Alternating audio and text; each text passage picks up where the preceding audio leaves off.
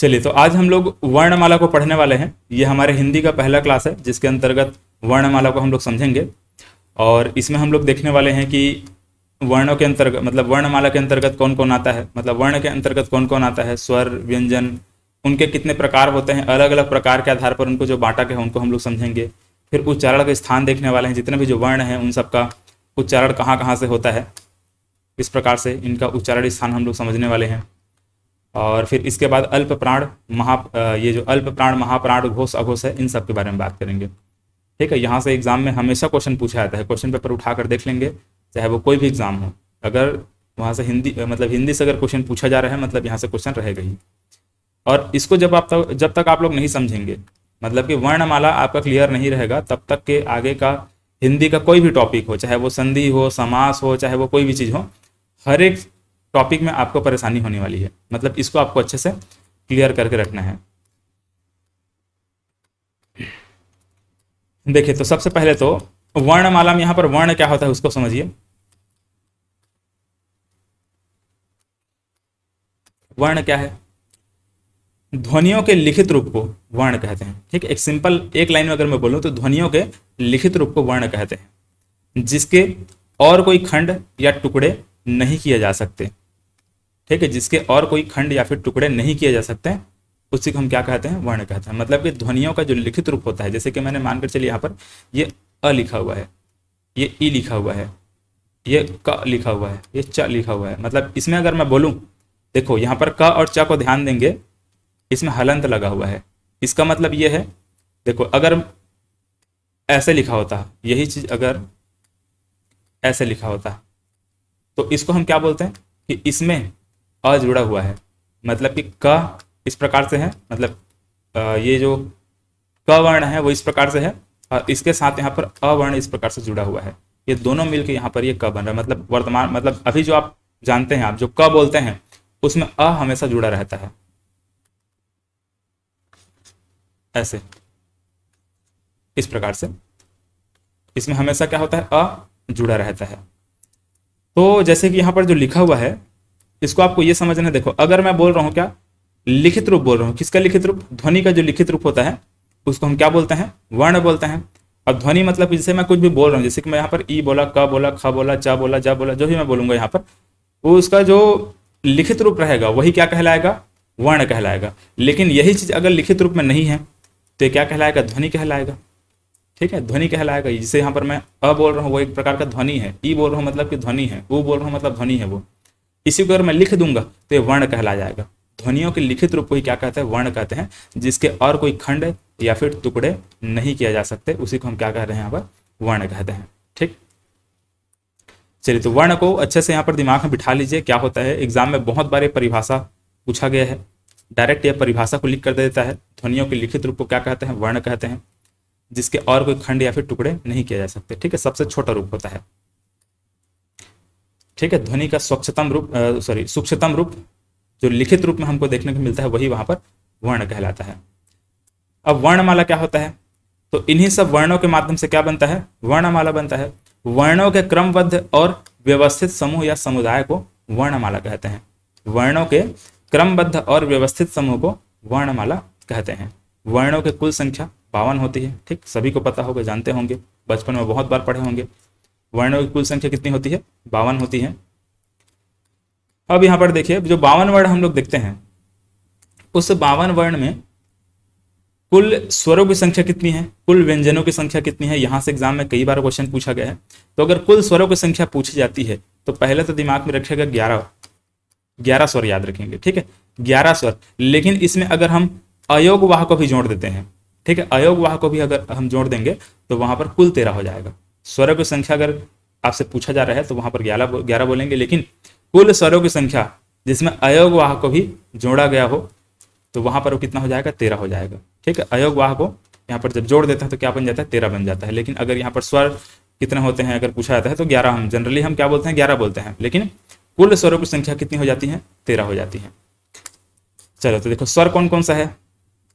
स्वर कौन कौन सा है यहाँ पर? अ, आ, ई, उ, री, ए, ऐ, ओ, औ, ये सभी क्या चीज है? स्वर है।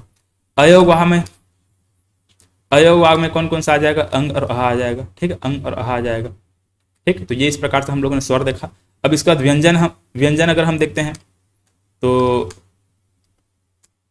देखो, अब व्यंजन को भी यहाँ पर अलग अलग प्रकार से 3 भागों में बांट दिया गया है। जैसे कि अगर हम कुल व्यंजनों की संख्या पूछा जाता है तो यहाँ पर 39 बोलेंगे, 39 बोलेंगे। कुल व्यंजनों की संख्या कितनी? 39 बोलेंगे। लेकिन आप लोग ये भी सुने होंगे कि व्यंजनों की संख्या 33, इस प्रकार सुने होंगे। तो देखो, कुल व्यंजनों की संख्या यहाँ पर मैं क्या मतलब 39 में क्यों बोल रहा हूँ, 39 में क्यों बोल रहा हूँ, क्योंकि उसके अंतर्गत संयुक्त व्यंजन को भी मैं शामिल कर दिया हूँ और उच्छिप्त या फिर द्विगुण व्यंजन को भी मैं शामिल कर दिया हूँ। ठीक है, संयुक्त और उच्छिप्त व्यंजन दोनों को अगर मैं शामिल कर देता हूँ तब कहीं जाकर ये कितना बन जाता है? 39 होता है। ठीक है, 39 बनता है। वरना अगर इन दोनों को मैं शामिल नहीं करूंगा तो व्यंजनों की संख्या यहाँ पर 33 रहती है। ठीक है, 33, और 33 में यहाँ पर मैं 6 और जोड़ दूंगा तो 39 हो जाएगा, है ना, 39 हो जाएगा। ऐसा कुछ है। तो देखिए यहाँ पर सबसे पहले व्यंजनों की संख्या यहाँ पर समझिए। अब यहाँ पर ये स्पर्श व्यंजन लिखा हुआ है, अंतस्थ व्यंजन है और उसमें या फिर संघर्षी व्यंजन है। ये तीनों व्यंजन यहाँ पर अलग अलग, मतलब अलग अलग टाइप से इस प्रकार से यहाँ पर लिखा गया है। देखो, तो जैसे कि जो स्पर्श व्यंजन होता है, जब हम इसका उच्चारण करते हैं तो कहीं ना कहीं हमारा जो जीभ है वो किसी न किसी जगह को जाकर के टच करता है, स्पर्श करता है, इसलिए यहाँ पर स्पर्श व्यंजन यहाँ पर इसका नाम पड़ा है। तो स्पर्श व्यंजन के अंतर्गत जैसे कि क वर्ग आता है, च वर्ग आता है, ट वर्ग आता है, त वर्ग आता है, प वर्ग आता है ना। जैसे कि कखा गघा अंगा, ये कखा गघ अंगा, चछा जझैया, टठा डढड़ा, तथा दधना, पफा बभमा, इस प्रकार से सभी क्या चीज है? स्पर्श व्यंजन है। सभी क्या चीज है? स्पर्श व्यंजन है। इनका उच्चारण का स्थान हम लोग आगे देखेंगे। उच्चारण जैसे हम उच्चारण कर रहे हैं तो उनका उच्चारण का स्थान क्या है। जैसे कि मैं तथा दधन्ना में बोल रहा हूँ तो कहीं ना कहीं मेरा जीभ जाकर के दांत को स्पर्श कर रहा है। पफा बभमा मैं बोल रहा हूँ तो वहां पर मेरे दोनों जीभ आपस में जुड़ जा रहे हैं। ठीक है, पफा बभमा ऐसे, तो कहीं ना कहीं मेरे क्या हो रहा है? जीभ जुड़ रहे हैं ना। यहाँ पर ये प वर्ग हो जाता है, मतलब इसका उच्चारण के स्थान यहाँ पर होस्ट हो जाएगा, होंठ मेरा जुड़ जा रहा है इसलिए। तो अलग अलग इनका उच्चारण के स्थान है। आगे हम लोग उसको बहुत अच्छे से समझने वाले हैं, वहां से भी बहुत सारे एग्जाम में क्वेश्चन पूछे जाते हैं। तो इस प्रकार से सभी क्या चीज? स्पर्श व्यंजन है। इसके बाद यहाँ पर अंतस्थ व्यंजन देखते हैं। अंतस्थ, य र ल व, जब अंतस्थ व्यंजन को जब बोलते हैं तो कहीं ना कहीं हमारे अंदर से, मतलब कि अंदर से आवाज निकलता है। य र ल व, इस प्रकार से मुख के अंदर से आवाज निकल रहा है, तो इसलिए अंतस्थ इसका नाम पड़े है, अंतस्थ व्यंजन। फिर उसमें व्यंजन या फिर संघर्षी व्यंजन, है ना, संघर्षी व्यंजन या फिर उसमें व्यंजन। जैसे इसको हम जब भी बोलेंगे स इस प्रकार जब भी आप बोलोगे, ह बोलो चाहे स बोलो, अब इनका उच्चारण के स्थान जब मैं आपको पढ़ाऊंगा तो कैसे कैसे इनका उच्चारण करते हैं उसको हम लोग देखेंगे। अलग अलग उच्चारण के स्थान के आधार पर इनको हम अलग अलग बोल सकते हैं। ठीक है, आगे इसके बारे में हम लोग बात करेंगे। फिलहाल यहाँ पर कंफ्यूज हो जाओगे जब बताऊंगा तो इस प्रकार से यहाँ पर टोटल कितना है? 33 ये है। जैसे कि देखो यहाँ पर क वर्ग में 5 है। ठीक है, इस प्रकार से 5, कखा गघा अंगा, च वर्ग में भी 5, यहाँ पर भी 5, यहाँ पर भी 5, इस प्रकार से 5 पंचे 25, ये 5 और 5 5 पंचे 25 हो जाएगा। तो कुल ये 25 तो ये हो गया। स्पर्श व्यंजन कितना हो जाएगा? 25। स्पर्श व्यंजनों की संख्या अगर आपसे पूछा जाएगा तो बोलेंगे 25 है। स्पर्श व्यंजनों की संख्या कितनी है? 25। इसको रट लीजिए, दिमाग में बिठा लीजिएगा, बहुत बार एग्जाम में ये पूछे जाते हैं। स्पर्श व्यंजनों की संख्या कितनी है? 25 है। 5 पंचे 25 हो गया यहाँ पर। अंतस्थ व्यंजनों की संख्या कितनी है? तो 4 है। उसमें व्यंजन या फिर संघर्ष व्यंजनों की संख्या कितनी है? तो कितनी है? ये भी 4 है। कुल मिलाकर यहाँ पर देखेंगे तो 33 हो जाता है। और उसके बाद ये संयुक्त व्यंजन, ठीक है, संयुक्त व्यंजन और ये उच्छिप्त व्यंजन। उच्छिप्त व्यंजन की संख्या कितनी है? 2 है। और संयुक्त व्यंजन की संख्या कितनी है? 4 है।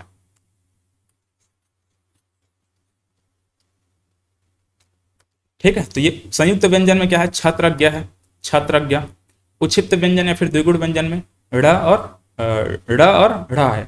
ठीक है, इसको उच्चारण आप करेंगे, बचपन में आप लोग पढ़े होंगे तो हो सकता है उच्चारण किए होंगे, या फिर बहुत लोग इसको उच्चारण कर ही नहीं पाते। ठीक है, उच्चारण करने में थोड़ा सा परेशानी भी जाता है। तो जैसे कि हम लोग ड बोलते हैं ना, ड के नीचे में अगर हम हलंत लगा दिए हैं, देखो यहाँ पर जो ड है इसके, सॉरी हलंत नहीं, बिंदु लगा दिए हैं, एक बिंदी लगा दिए हैं, ड के नीचे में एक बिंदी लगा दी है, तो यहाँ पर क्या बन गया है? ड़ बन गया है। ठीक है, ड़। और इसी प्रकार से यहाँ पर ढ़ कहाँ है? ये ढ़ है। तो टठा डढ़ा, टठा डढ़ा इस प्रकार से बोल रहे हैं ना, तो ये टठा डढ़ा ढा। ठीक है, ढा है, ढा के नीचे में बिंदी लगाए तो ढा बन गया है, वो ढा बन चुका है ऐसे। ठीक है, उच्चारण करेंगे ढा कहलाएगा वो। जीभ थोड़ा सा नीचे की ओर खिंचाया था, जब हम इसको बोलते हैं तो नीचे गिरता है जीभ। ठीक है, दोनों को जब हम उच्चारण करेंगे तो हमारे जीभ क्या होता है? नीचे गिर जाता है। चलिए, तो इनके बारे में आगे हम लोग और बात करेंगे। तो इस प्रकार से इनकी संख्या कितनी कितनी है इनको आप लोग यहाँ पर लिख लीजिए और देख लीजिए अच्छे ध्यान से इसको, है ना। इस व्यंजनों की संख्या यहाँ पर देखेंगे तो कुल मतलब यहाँ पर 33 हो जा रहे हैं। 33 में अगर हम ये संयुक्त व्यंजन और उक्षिप्त व्यंजन और मतलब उक्षिप्त या फिर द्विगुण व्यंजन इनको मिला देते हैं तो कुल कितनी हो जाती है, कुल व्यंजनों की संख्या 39 हो जाती है, ठीक है, 39 हो जाती है। तो इसको दिमाग में रखिएगा, 39 को भी दिमाग में रखिएगा और यहाँ पर 33 को भी रखिएगा। 33, इसके अलावा यहाँ पर जो स्पर्श व्यंजन में जो 25 है वो याद रखेंगे, अंतस्थ व्यंजन में यहाँ पर 4 है उसको भी याद रखेंगे, संघर्षी या फिर उष्म व्यंजन में भी जो 4 है उसको भी याद रखेंगे, ठीक है। कैसा कैसा अब इनका उच्चारण के स्थान जब हम लोग देखने वाले हैं तो आपको इनको सही ढंग से उच्चारित कैसे करते हैं उसके बारे में मैं बात करूंगा।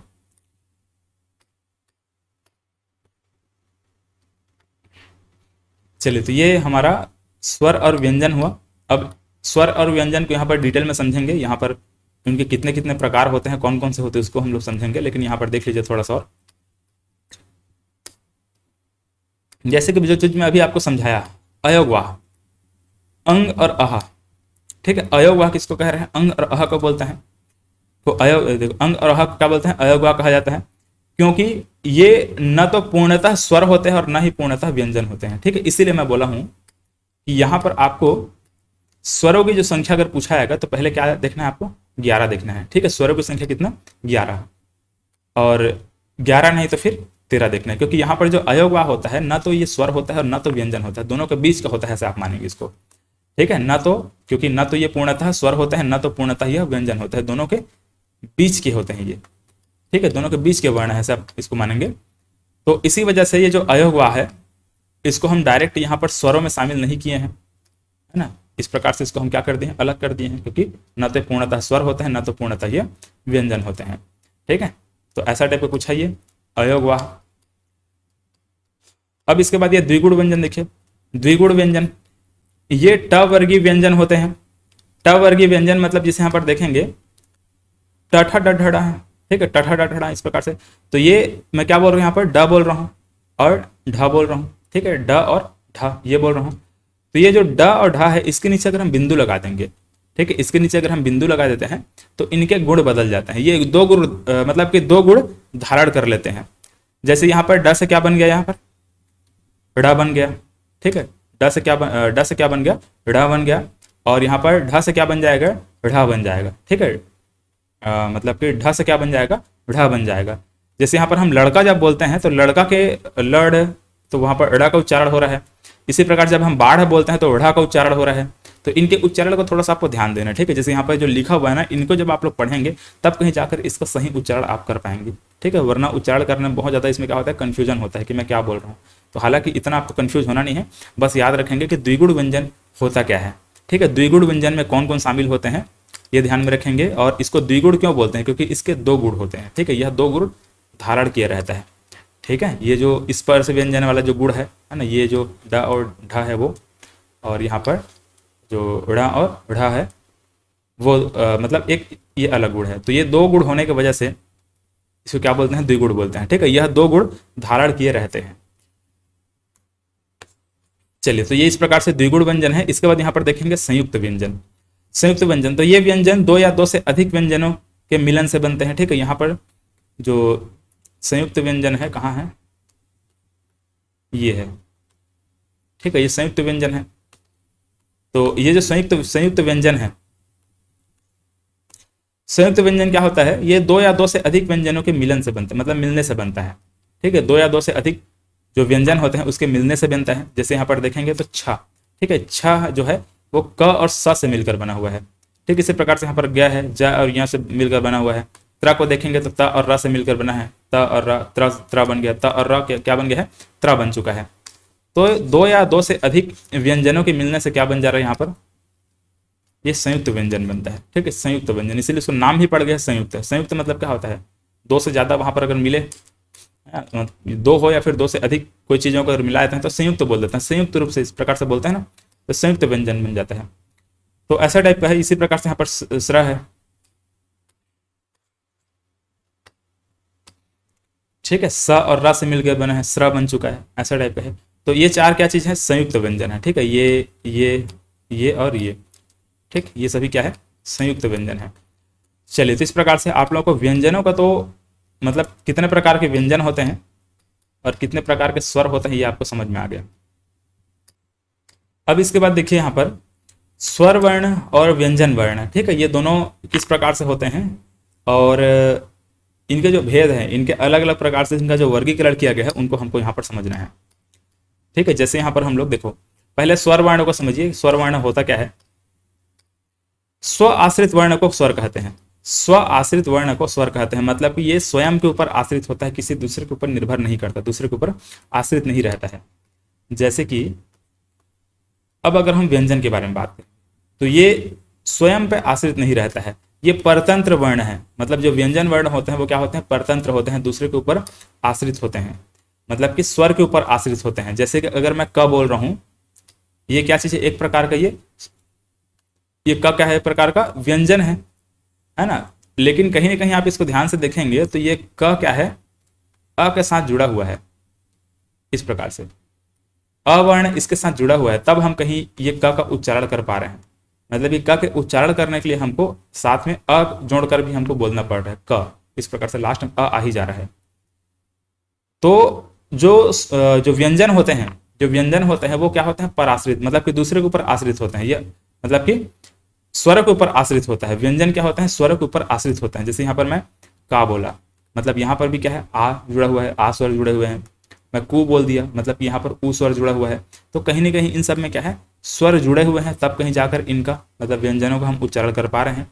जबकि यहाँ पर मैं आ लिखा, एक प्रकार का है स्वर है, इसको उच्चारित करने के लिए या फिर इसको बोलने के लिए हमको किसी और वर्ण की सहायता लेनी पड़ती है क्या? नहीं पड़ती है। मैं अ बोल रहा हूँ, किसी और वर्ण की सहायता लेनी पड़ी? नहीं पड़ी। चाहे ना तो किसी स्वर की सहायता लेना पड़ा, ना तो व्यंजन की सहायता लेना पड़ा। हमको क्या? ये स्व आश्रित होता है, स्वयं पे आश्रित होता है। मैं ई बोला तो ये भी क्या है? एक प्रकार का मतलब ये स्वर वर्ण है, मतलब इसमें भी हमको किसी भी दूसरे वर्ण की सहायता लेना नहीं पड़ा है। तो ये क्या होते हैं? स्व आश्रित होते हैं, जिनके उच्चारण के लिए किसी भी अन्य वर्ण की सहायता हमको लेना नहीं पड़ता। ऐसे वर्ण जिनके उच्चारण के लिए किसी दूसरे वर्ण की आवश्यकता नहीं होती है, स्वर कहलाते हैं। ठीक है, स्वर किसे कहते हैं? आपको समझ में आ गया होगा। ये परिभाषा को याद रख लीजिएगा, एग्जाम में ये कई बार एग्जाम में पूछा गया है ना, कई बार पूछा गया है, तो इसको अच्छे से रट लीजिएगा। स्वर वह ध्वनि है जिसके उच्चारण में हवा अबाध गति से मुख विवर से निकलता है। ठीक है, स्वर वह ध्वनि है जिसके उच्चारण में हवा अबाध गति से मुख विवर से निकलता है। अब देखो स्वर का, जैसे मैं उच्चारण कर रहा हूँ, अ बोल रहा हूँ, आ बोल रहा हूँ, मतलब मुंह से क्या हो रहा है? कंटिन्यू यहाँ पर जो ध्वनि है, सॉरी, जो हवा है, हवा क्या हो रहा है? कंटिन्यू यहाँ पर निकल रहा है, अबाध गति से निकल रहा है, कोई भी उसमें अवरोध नहीं आ रहा है। जबकि अगर मैं व्यंजन का कोई उच्चारण करूं, मैं क बोलूं, ख बोलूं, क ख, उसमें क्या हो रहा है? जो हवा है वो रुक जा रहा है, जो हवा है वो मुख से अबाध गति से, मतलब कंटिन्यू वहां पर नहीं निकल रहा है। ठीक है, तो इस प्रकार से इसको ध्यान में रखेंगे कि स्वर वह ध्वनि है जिसके उच्चारण में हवा अबाध गति से मुख विवर से निकलता है। इस प्रकार से इसको कई बार एग्जाम में पूछा गया है। जबकि हम व्यंजन की बात करेंगे, व्यंजन वह ध्वनि है जिसके उच्चारण में मुख में हवा का अवरोध होता है। क्या होता है? मुख में हवा का अवरोध होता है, मतलब कहीं ना कहीं उसको हवा को बाहर निकलने से रोका जाता है। ठीक है, क ख, इस प्रकार से मैं बोल रहा हूं तो कुछ ना कुछ वहां पर अवरोध उत्पन्न हो रहा है। जबकि मैं आ, ई, उ, इस प्रकार से मैं कुछ भी बोल रहा हूं तो वहां पर किसी भी प्रकार से अवरोध उत्पन्न नहीं हो रहा है, हवा अबाध गति से मुख से निकलता है। स्वरों की संख्या 11 है, परंतु अयोग वाह को शामिल करने पर कुल स्वरों की संख्या कितनी होती है? 13 हो जाती है। ठीक, मैं पहले भी समझा चुका हूं। इस प्रकार से 13 यहाँ पर स्वरों को लिख दिया गया है। अब देखो यहाँ पर ये चीज बहुत इंपॉर्टेंट है। अब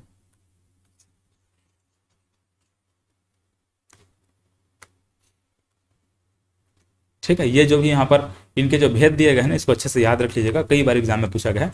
जैसे कि उत्पत्ति के आधार पर स्वरों के भेद। ठीक है, उत्पत्ति के आधार पर स्वर कितने प्रकार के होते हैं? तो कितने प्रकार के होते हैं?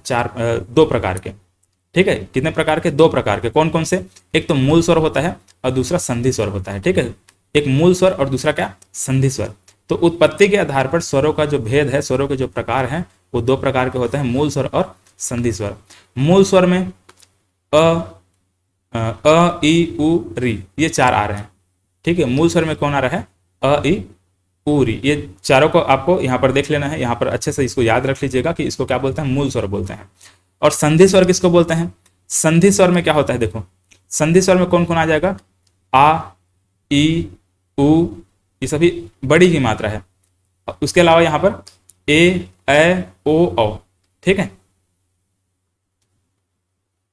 ए, ओ, औ, इस प्रकार से ये देखो। अब यहाँ पर ये दो प्रकार इसको और बांटा गया है।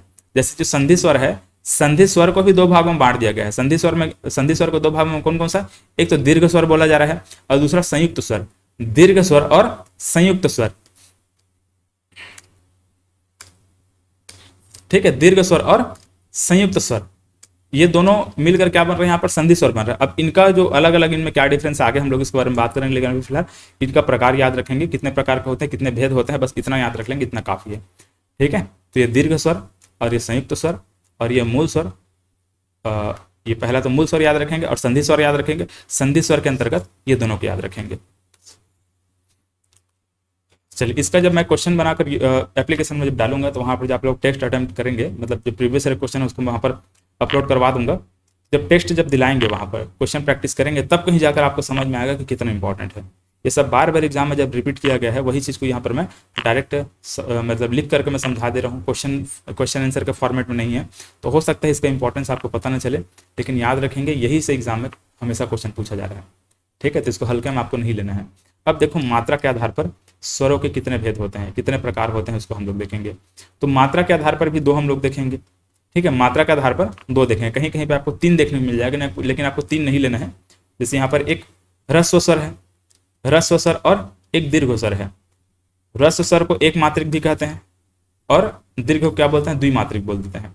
और यही जो ह्रस्व स्वर है, इसी को हम मूल स्वर के नाम से भी जानते हैं। जैसे यहाँ पर मूल स्वर हम लोग देखें ना, यही चीज हम यहाँ पर क्या बन जा रहा है, ह्रस्व स्वर और मतलब कि एक मात्रिक और ह्रस्व स्वर, इसी को कह रहे हैं, ठीक है। और कहीं कहीं पे आपको ये जो देखो, हम लोगों ने यहाँ पर क्या देखा, दो प्रकार मैं बताया आपको, एक तो एक मात्रिक हो गया और दूसरा द्विमात्रिक हो गया।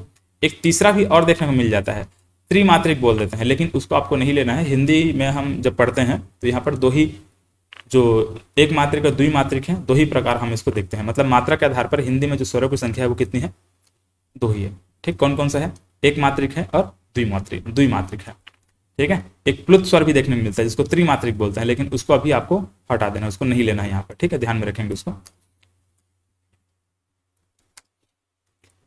जैसे कि देखो, चलो प्लुत स्वर के बारे में बता दे रहा हूँ, ठीक है। हालांकि उसको हिंदी में नहीं पढ़ते हैं, जैसे कि हम राम बोलते हैं, ठीक है। सर राम का हम किसी का उच्चारण कर रहे हैं, यहाँ पर ये कुछ ऐसा बोला जाता है, ठीक है सर, राम ऐसे लिखाते हैं,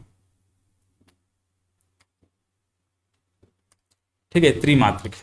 तो ये त्रिमात्रिक जो प्लुत स्वर होता है उसको फिलहाल अभी स्किप करो, उसको हम लोग हिंदी में काउंट नहीं करते हैं। तो मात्रा के आधार पर स्वरों की संख्या पूछा जाएगा तो दो प्रकार का होता है, एक ह्रस्व स्वर होता है, दूसरा दीर्घ स्वर होता है, ठीक है। और ह्रस्व स्वर के अंतर्गत यही आ जाएगा, ठीक है, ये आ जाएगा। और दीर्घ स्वर या फिर द्विमात्रिक के अंतर्गत ये जो हम लोग यहाँ पर देखे थे ना, ये सभी वो यहाँ पर आ जाएगा, ठीक है। ये आ, ई, उ, ए, ओ, औ, इस प्रकार से है ना। यहाँ पर आ, ई, उ इस प्रकार से दीर्घ के अंतर्गत आ रहा था, मतलब उत्पत्ति के आधार पर देख रहे थे तो। लेकिन यहाँ पर देखेंगे तो मतलब द्विमात्रिक के अंतर्गत या फिर दीर्घ स्वर के अंतर्गत ये सब आ जाएगा। संयुक्त स्वर जो बोल रहे हैं वो भी इसके अंतर्गत शामिल हो जाएगा, इस प्रकार से है। अब इसको देखिए, जिह्वा के प्रयोग के आधार पर कितने प्रकार के स्वर होते हैं। इसमें ये तीन प्रकार के होते हैं, एक तो अग्र स्वर होता है, एक तो मध्य स्वर होता है, तीसरा क्या होता है, पश्च स्वर होता है। तो ये तीन प्रकार के होते हैं और सबसे ज्यादा इंपॉर्टेंट तो ये मध्य स्वर है ना। सिर्फ एक ही है अ, ठीक। जब हम लोग मतलब कि उच्चारण कर रहे हैं, जब हम लोग इन स्वरों का उच्चारण जब हम लोग करते हैं, तो जो हमारा जीभ का जो प्रयोग है वो कहाँ से, मतलब जीभ जो है वो कहाँ पे आवाज को निकाल रहा है, कहाँ से आवाज को निकाल रहा है। जैसे कि हम मध्य स्वर के बारे में अगर हम बात करते हैं, मध्य स्वर के बारे में बात करते हैं, तो हमारा जो जीभ है वो जब हम अ का उच्चारण करते हैं, अ बोलते हैं, तो हमारे जीभ के जो मध्य वाला जो हिस्सा है वहां से उच्चारण होता है, ठीक है। जिह्वा के प्रयोग के आधार पर यहाँ पर बोला गया ना, इसीलिए यहाँ पर ध्यान देंगे अ। जबकि यहाँ पर अग्र स्वर के बारे में बात करेंगे तो जैसे कि ई में बोलो, मतलब कि मेरे जो जीभ है वो उसका सामने वाला जो हिस्सा है वो इनके उच्चारण करने में सहयोग कर रहा है। ई, ए, री, ऐसे जो जीभ का जो सामने वाला हिस्सा है वो क्या कर रहा है, इसका उच्चारण करने में सहयोग कर रहा है, मतलब उच्चारण हो रहा है सामने वाले हिस्से से। मध्य में बोला मतलब कि जीभ के मध्य वाले हिस्से से हो रहा है। अब पश्च में बोलूंगा जैसे कि आ, उ, तो ये कहीं ना कहीं मेरा जो जीभ है, मतलब जीभ का जो पश्च वाला हिस्सा है, वो इनका उच्चारण करने में सहयोग कर रहे हैं, है ना।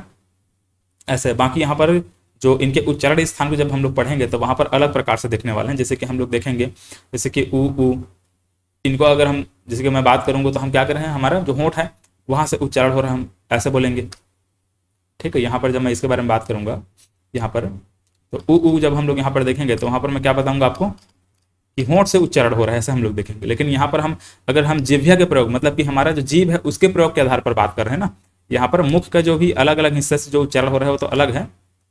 ऊ का जो उच्चारण है, ऊ का जो उच्चारण है वो कहीं ना कहीं हमारे होंठ से ही हो रहा है, ओष्ठ से उच्चारण हो रहा है। लेकिन अगर हम जीभ के बारे में बात करेंगे, जीभ कहाँ से उच्चारित कर रहे हैं, तो ऊ का जो उच्चारण होता है उसमें हमारे जीभ का जो पश्च हिस्सा होता है उसका योगदान होता है।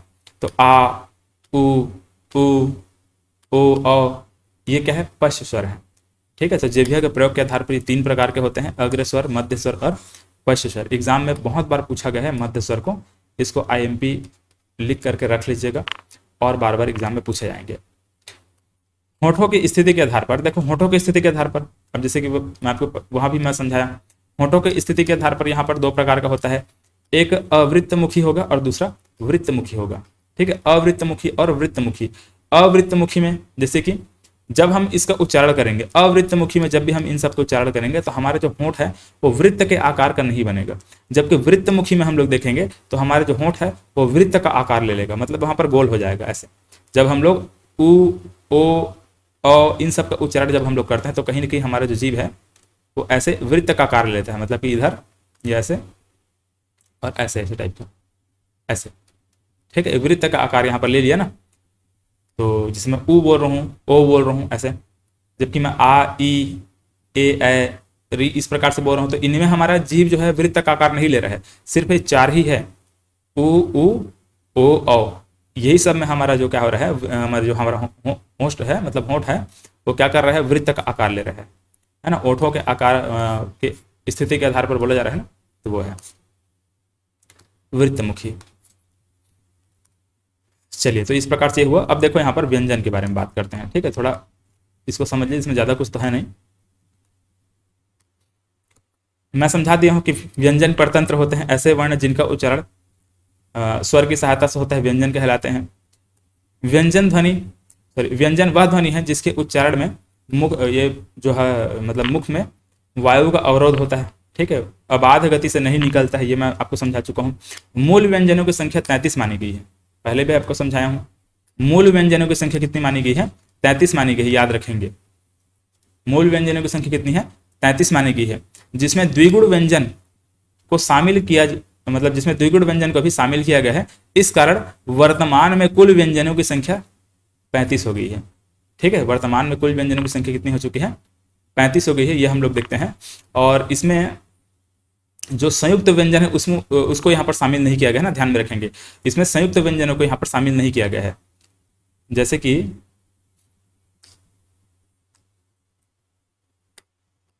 है ना, 2 या 2 से अधिक व्यंजनों के मेल से जब यहाँ पर व्यंजन बनता है उसको क्या बोलते हैं, संयुक्त व्यंजन बोलते हैं। तो इनको यहाँ पर शामिल नहीं किया गया है, ठीक है। ये 33 और ये द्विगुण, ये दोनों को मिलाकर यहाँ पर क्या बोला जा रहा है, वर्तमान में कुल व्यंजनों की संख्या कितना बोल दिया जाता है, 35 बोल दिया जाता है। लेकिन अगर इसको भी अगर शामिल कर देंगे तो 39 हो जाएगा ऐसे। तो अलग अलग प्रकार से जो एग्जाम में क्वेश्चन बनता है ना, उसके आधार पर यहाँ पर सब चीज़ों को लिखा गया है। तो सबसे पहले तो आप याद रखेंगे कि जो मूल व्यंजन है उसकी संख्या कितनी, 33 याद रखेंगे। और अगर ये द्विगुण व्यंजन को भी शामिल कर दिया जाता है तो यहाँ पर मतलब वर्तमान में कुल व्यंजनों की संख्या यहाँ पर 35 लिखा जाता है, ठीक है, 35। चलो, तो और उसमें अगर संयुक्त व्यंजन को भी शामिल कर दोगे तो फिर उस कंडीशन में वो 39 हो जाएगा। लेकिन अभी आप लोग बस याद रखेंगे मूल व्यंजन को और दूसरा यहाँ पर वर्तमान में कुल व्यंजनों की संख्या को, ठीक, इतना याद रखेंगे, इतना काफी है। मतलब देखो क्लासिफिकेशन कैसे कैसे किया गया है, कितने कितने मतलब कैसे कैसे चीज़ों को बांटा गया है, उसको अगर आपके दिमाग में रहेगा तो कैसा भी एग्जाम में क्वेश्चन बने, क्वेश्चन में ऑप्शन के आधार पर आप वहाँ पर टिक मार के आ जाएंगे, ठीक है। और कभी भी आपको ऐसा देखने को नहीं मिलेगा कि यहाँ पर 33 भी दे दिया, 35 भी दे दिया, 39 भी दे दिया, 11 भी दे दिया, ऐसा टाइप से आपको देखने को नहीं मिलेगा।